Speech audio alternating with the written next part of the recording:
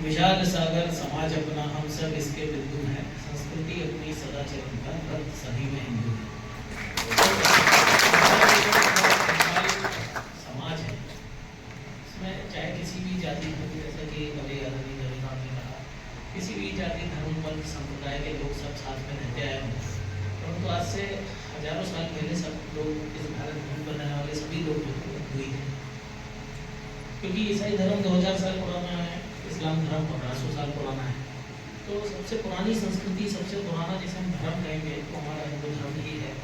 और जैसा अभी आदरणीय विकास जी ने कहा, धर्म जहाँ तक मैं समझा तो एक ऋचा आती है, धारयते इति धर्मः, जो धारण किया जाता है वो धर्म है। अग्नि का धर्म जलना है, उसमें कहीं कोई किसी और चीज़ की गुंजाइश बनती नहीं है। तो हम लोगों का जो धर्म है वो मानवता का धर्म है, और वो इसीलिए सबसे पहला धर्म है। तो ये सारी जो बातें बताई जाती हैं कि इस धर्म में वैसा, उस धर्म में वैसा, हमें उन सब चीज़ों को अलग हटाते हुए अपने धर्म पर गर्व हम करेंगे, अपनी बातों पर हम विश्वास करेंगे और आगे बढ़ेंगे, पूरी दुनिया हमारी बातों को मानेगी। मैं बातों को ज़्यादा नहीं खींचना चाहता हूँ, क्योंकि आज बहुत अच्छा उद्बोधन आप लोगों ने सुना, कुछ बहुत अच्छी यादें और बातें आप निश्चित रूप से घर लेके जाएंगे, मैं भी घर लेके जाऊँगा।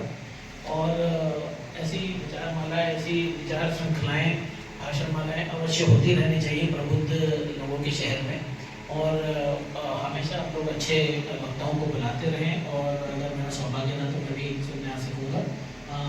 एक बहुत अच्छी उद्बोधन शाम के लिए आप सभी लोगों को धन्यवाद करता हूँ, और आदरणीय विकास जी का मैं आभार मानता हूँ कि जिले में आकर उन्होंने हम लोगों को, हम लोग की चेतना को जागृत करने में एक उत्कृष्ट काम किया है। आपका हृदय से आभार, धन्यवाद।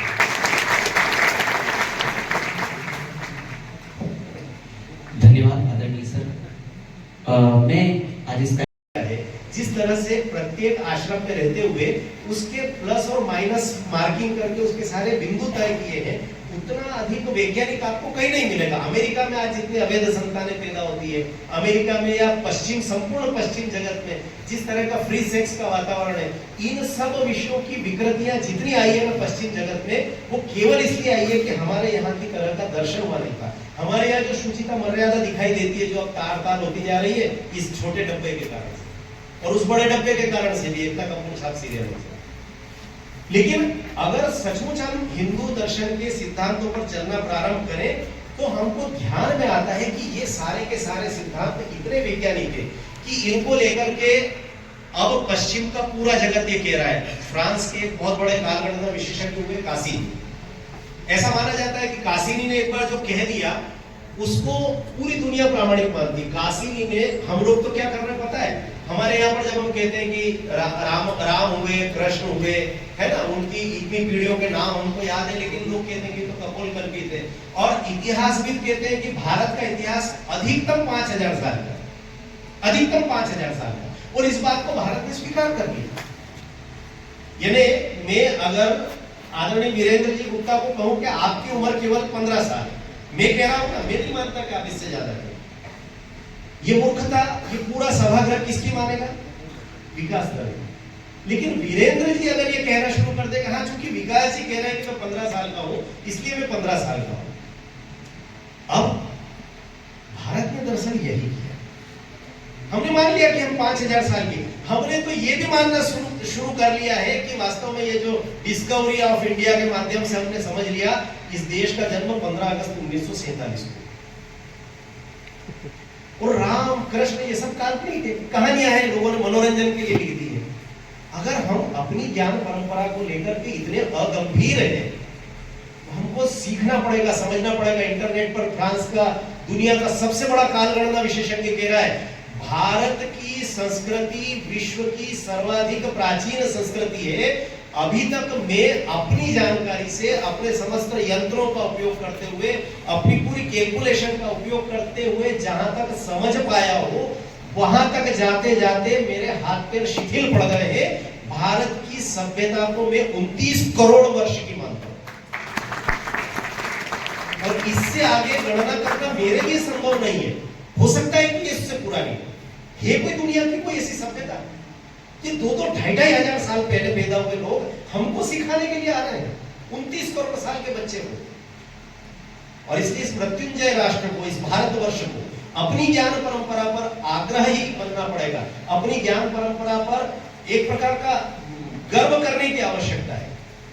जैसा शुरू में प्रमेय जी ने प्रारंभ में कहा था कि इसको लेकर के हीनता बोध हमारे मन में बिल्कुल नहीं होना चाहिए। संपूर्ण दुनिया यदि इस हिंदू दर्शन की श्रेष्ठता को स्वीकार कर रही है, तो अब आने वाले समय में ये पूरा का पूरा जो समय काल आने वाला है, ये केवल विवेकानंद जी ने, महर्षि अरविंद ने और एपीजे अब्दुल कलाम साहब ने कहा, इसलिए नहीं। आप इस बात को मानकर चलिए। मैं हर बार इस बात को बार बार रेखांकित करता हूं और हम सब लोग भी इस बात को स्वीकारेंगे। आप दुनिया के किसी भी देश का जब नाम लेते हैं, तो नाम लेते समय आपके सामने उस देश की एक छवि बनती है मानस पर। मैं अगर आपको कहूं अमेरिका, आपके मानस पर एक छवि बनती है पैसे के पीछे दौड़ने वाले, अर्थ की प्राधान्यता वाला एक राष्ट्र। इसके अलावा कोई छवि बनती है क्या? मैं कहूं जर्मनी, मैं कहूंगा जापान, आपको लगेगा तकनीकी पर काम करने वाला एक देश। गर्व की बात है, करना भी चाहिए, विज्ञान का काम करना, तकनीकी का काम करना, लेकिन ये सब के सब देश तकनीकी आधारित देश।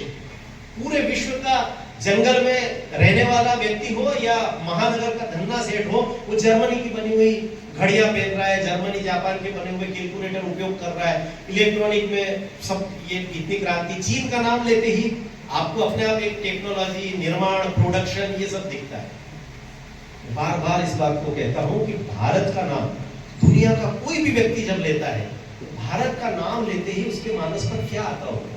कल्पना कीजिए। हम सबके मन पर आता है कि नहीं आता है, लेकिन दुनिया के हर व्यक्ति के मानस पर केवल एक बात आती है, भारत यानी ज्ञान पर।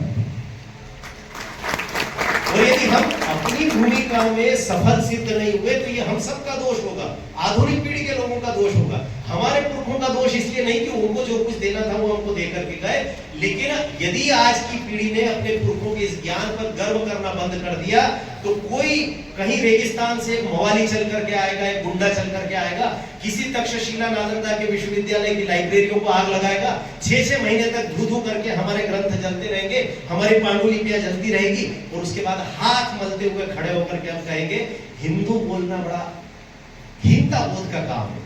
कैसे हमारे देश के प्रथम प्रधानमंत्री कहते थे कि आई एम एक्सीडेंटली हिंदू। ये स्थिति आगे से नहीं इस देश की, और इसलिए इस भारत की ज्ञान परंपरा को लेकर के हम सब अत्यंत गौरव की अनुभूति अपने मन में स्वीकारें। और मुझे लगता है कि आने वाला समय पूरा विश्व भारत की ज्ञान परंपरा के सामने नतमस्तक है। आने वाले समय केवल और केवल हिंदू दर्शन का है, भारत का है। इस बात को हम सब अपने मानस पर बैठा करके रखें। बहुत शांति से सुनने के लिए बहुत बहुत धन्यवाद। नमस्कार। हो सकता है कुछ मानने वाले लोग अहिंसा को नहीं मानते होंगे, वे केवल हिंसापंथी होंगे, लेकिन अधिसंख्य विश्व के अधिसंख्य दर्शन अहिंसा को मान्यता देते हैं। लेकिन इस सब के बाद भी हिंदुत्व एक ऐसा मार्ग है जहां पर धर्म शब्द को जोड़ करके कुछ शब्द प्रचलित हो। आपने कहा कि देखो पड़ोस में बुजुर्ग दादाजी की मृत्यु हो गई है, सुबह उनको दाह संस्कार के लिए ले जाने वाले हैं और शाम को 5 बजे मृत्यु हुई है, तो पड़ोस के